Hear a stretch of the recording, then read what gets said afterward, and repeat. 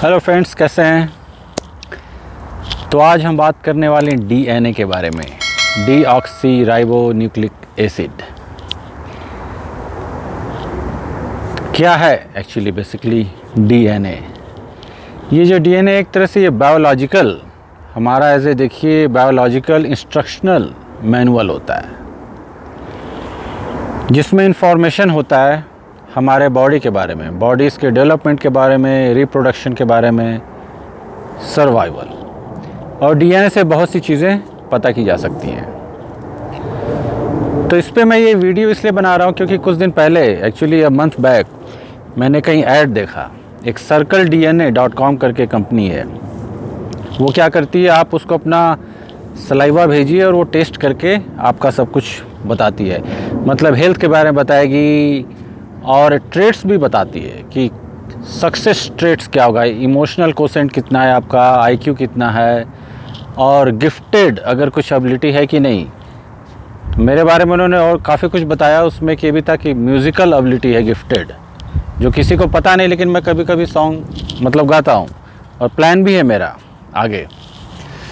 तो ये चीज़ें डीएनए में पता चल जाती हैं जो किसी और को नहीं पता, या फिर आपको लगता है कि आपके अंदर है। और तो मैंने सोचा कुछ इसके बारे में बताना चाहिए। कुछ ऐसी चीज़ें हम कर सकते हैं क्योंकि सब कुछ इन रियलिटी डीएनए ही है, ब्लूप्रिंट। हम अपना बहुत सी डिजीज़ में क्या होता है, जैसे कैंसर में, वो डीएनए लेवल पे जाके जो जीन्स होते हैं वो चेंज हो जाते हैं, म्यूटेशन हो जाता है उनका। तो मुझे लगा कि इस पर एक वीडियो बनाना चाहिए डीएनए के बारे में, कैसे अपना डीएनए रिपेयर कर सकते हैं। रिपेयर कर सकते हैं बहुत से डैमेज जो डीएनए हो चुके होते, डीएनए जो डैमेज हो चुके होते हैं उन्हें हम रिपेयर किया जा सकता है और हील भी किया जा सकता है। तो मैं कुछ टॉपिक्स बताता हूँ और फॉलो कीजिए। इजी है, ज़्यादा कुछ नहीं, टफ ऐसा कुछ नहीं है, लेकिन मेन है इसके बारे में अवेयर। अगर आदमी अवेयर हो जाता है तो हम अपने डीएनए को रिपेयर कर सकते हैं। पॉइंट्स, तो हमारा जो डीएनए होता है वो अफेक्टेड होता है। लाइफस्टाइल, पॉल्यूशन, कितने पॉल्यूशन में रह रहे हैं आप, आपका खाना पीना क्या है, किस तरह का आपका डाइट है, एक्सरसाइज करते हैं कि नहीं, ये सब। और मेनली आजकल के समय में आप जो खाना खा रहे हैं कितना टॉक्सिक मिला हुआ है उसमें, ये भी होता है। स्पेशली अगर जंक फूड खा रहे हैं ये सब, तो उनमें टॉक्सिक तो रहता ही है, टॉक्सिक एलिमेंट्स, इंग्रेडिएंट्स। तो ये उन सब पे डिपेंड करता है कि आपका डीएनए कितना स्ट्रांग है और कितनी जल्दी रिपेयर हो सकता है या हील हो सकता है। एक चीज़ मैं बताता हूँ, एक रिसर्च से जो पता चला है, टेलोमर नाम की एक चीज़ होती है डीएनए में। जैसे ही आप पैदा हुए उसके बाद क्या होता है, इसका जो लेंथ होता है वो धीरे धीरे कम होते जाता है। जितना तेज़ी से वो कम होगा उतनी तेज़ी से हमारा जो एज होता है वो डिक्लाइन होता है, और शॉर्ट हो गया तो आदमी डेथ हो जाती है। तो इसका डायरेक्ट कनेक्शन है। तो मैं जो पॉइंट्स बताने वाला हूँ आप वो सब फॉलो कीजिए और फिर देखिए कि डीएनए आपका जो रहेगा रिपेयर भी होगा और स्ट्रांग भी बनेगा। तो नंबर 1 जो मेरा पॉइंट है, स्लीप। स्लीप बहुत पावरफुल है, हर किसी को पता है। अगर आप सही तरीके से सोते नहीं हैं तो आपका सुबह भी अच्छा नहीं होता और फिर पूरा दिन ख़राब जाता है। तो यहाँ पे जो रिसर्च आया है उससे है कि लैक ऑफ जो स्लीप है आपका, एक्चुअली अगर कुछ दिन ही आप सही तरीके से नहीं सोते हैं तो आपके जो जीन होते हैं वो चेंज होने लगते हैं, बैड साइड की तरफ जाते हैं।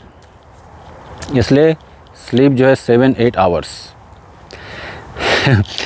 तो कॉलेज के समय मैं 6 आवर्स सोता था या 5 आवर्स भी कभी कभी, और तो फिर एबिलिटी डेवलप हो जाती है। तो इस रिपोर्ट में पता चला है, उसमें था कि कितने लोग 6 आवर्स सो सकते हैं, 7 से ज़्यादा, 8 से ज़्यादा, 9 से। तो मेरा जो उसमें आया था वो 6 के अराउंड था, जो भी है मेरा 6.5 आवर। तो कहने का मतलब कि डीएनए में सब कुछ रहता है, और वो जो आपको भी नहीं पता है वो डीएनए बता देता है। सेकंड, कैलोरी रिस्ट्रिक्शन, जो मैंने फास्टिंग पे वीडियो बनाया था। डायरेक्ट आप अगर इंटरमिटेंट फास्टिंग करते हैं या अगर फास्टिंग भी करते हैं 1 दिन 2 दिन जो भी है, उसका डायरेक्ट इम्पैक्ट आपके डीएनए पर पड़ता है। जो ऑक्सीडेटिव डैमेज होता है बॉडी में, फास्टिंग है आपका जो क्या करता है, उसको कम करता है। थर्ड जो है minimize meat specially red meat जो होता है, रेड मीट को मिनिमाइज़ करना है। उसमें भी प्रोसेस्ड है, ग्रिल्ड होता है, चारकोल्ड होता है, वो सब ज़्यादा ख़तरनाक होता है। तो जो लोग रेड मीट ज़्यादा खाते हैं उनको कोशिश करनी चाहिए कम करें। फोर्थ आपका जो है, जिस पे मैं हमेशा बात करता हूँ, जूसेस जो होते हैं। जूस मीन्स जो रियल फ्रूट का जूस होता है, एप्पल, मैंगो, ऑरेंजेस, जो भी है। ये वेजिटेबल है वो भी सही है, मार्केट वाला नहीं, जो बॉटल में मिलता है प्रॉपर फ्रेश। इसका डायरेक्ट इम्पैक्ट होता है आपके डीएनए पे, रिपेयर भी करता है, हील भी करता है। इनफैक्ट एक रिसर्च था प्रॉपर कि जो ब्लूबेरीज़ होते हैं, 300 ग्राम का जो ब्लूबेरीज़ अगर आप जूस पीते हैं उसका या इंजेस्ट करते हैं तो विदिन 1 आवर वो आपका जो डीएनए डैमेज जो है उसको रिपेयर करना चालू करता है। तो ऐसे तो मैं ब्लूबेरीज़ खाता हूँ, लेकिन बस अभी शूटिंग के बाद मैं जा रहा हूँ और कोशिश करता हूँ कि डेली मेरा रहे जब तक है यहाँ पे। और फ्रूट्स का क्या होता है, आपको चेंज करके, सीजनल जो होता है चेंज करके आपको खाते रहना चाहिए। अभी मैंने आजकल ऑरेंज जूस चालू किया, मॉर्निंग में 3 ऑरेंजेस होते हैं, क्योंकि ऑरेंज जो होता है विटामिन सी बहुत सॉलिड होता है, उसमें फाइबर भी होता है, स्पेशली कोल्ड में। तो कोई भी अपने हिसाब से आदमी को कुछ ना कुछ डेली जूस पीना चाहिए। नेक्स्ट पॉइंट जो है, कहने की बात नहीं है, एक्सरसाइज के इतने फ़ायदे। Direct connection, DNA repair. Salad, जितना ज़्यादा सैलड खा सकते हैं।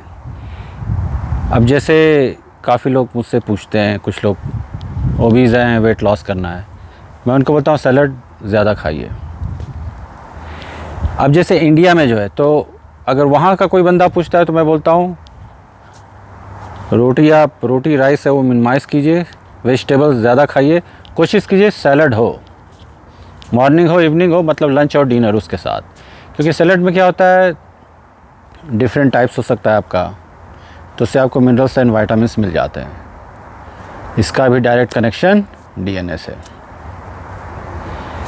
एक चीज़ नट्स की बात करता हूँ, कोई भी नट है आपका, मूंगफली जो होता है, मूंगफली है, अंकुरित चना है। एक होता है ब्राज़ीलियन नट्स, तो ये ब्राज़ीलियन जो नट होता है उसमें सेलेनियम पाया जाता है। सेलेनियम जो होता है ट्रेस मिनरल होता है, और अगर आप एक ब्राज़ील नट भी खाते हैं तो आपका जो डेली का होता है अलाउंस, RDA जिसको बोला जाता है, मिल जाता है सेलेनियम का प्रॉपर डोज।